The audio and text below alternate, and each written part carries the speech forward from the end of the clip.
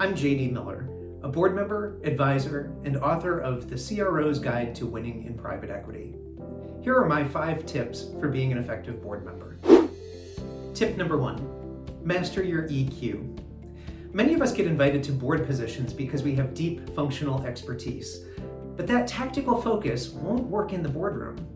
You need a major shift, and that relies on EQ skills like empathy, adaptation, and perspective taking. I've worked with companies in London and in the rural South, and it requires constant context switching. A British colleague might tell me they're going to write me into their diary, and my American brain needs to do the cultural adaptation to realize that they mean they're putting me on their calendar. And it's a small gap, but it reflects the larger cultural differences and confusions that can arise.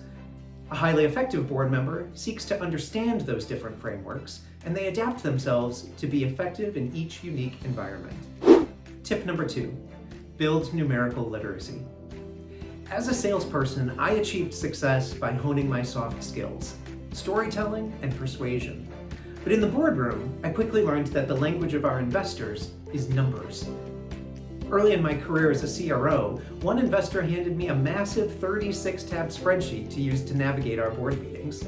It measured the complete health of the business. And while I may not use that particular document today, the philosophy holds true that if it can't be measured, it hasn't really happened. As board members, we need to inspect what we expect, and building very good numerical literacy is key to being effective in those conversations. Tip number 3, focus on what matters, and it's not the ladders. There's a story that goes around about a nonprofit healthcare organization whose board meeting had a number of agenda items. The CFO first led with a discussion about a $100 million construction project that the board didn't talk too much about before they approved it. Next, they went on to talk about a tens of millions of dollar project to replace aging equipment in the operating rooms. And again, board members without much expertise in those areas just rubber stamped the purchases.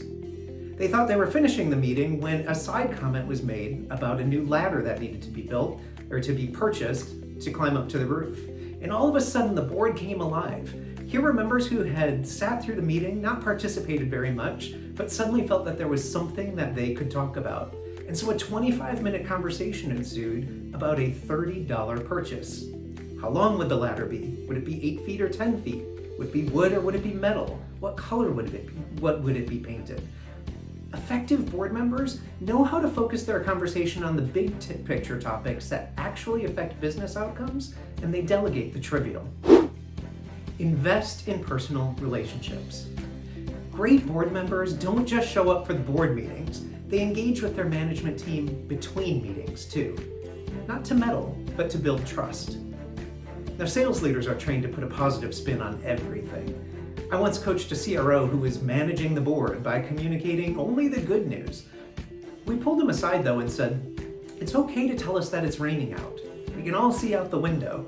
What's more important is that we talk about how much longer we're going to need to have our umbrellas ready to go." Now that's tough feedback to give in a boardroom, but it's an easy bit of coaching to provide over casual coffee. Those relationships make candid, unfiltered communication possible. And when we invest in our relationships, we're investing in stronger companies. Tip number 5, constantly recheck your foundational assumptions. The biggest competitor to a lot of companies is not necessarily another organization. It might be internal complacency. It's the belief that the way we've always done things is still the right way. Blockbuster dominated home rentals until Netflix changed the model on them. But Netflix didn't get complacent with just being great at mailing DVDs through the post office.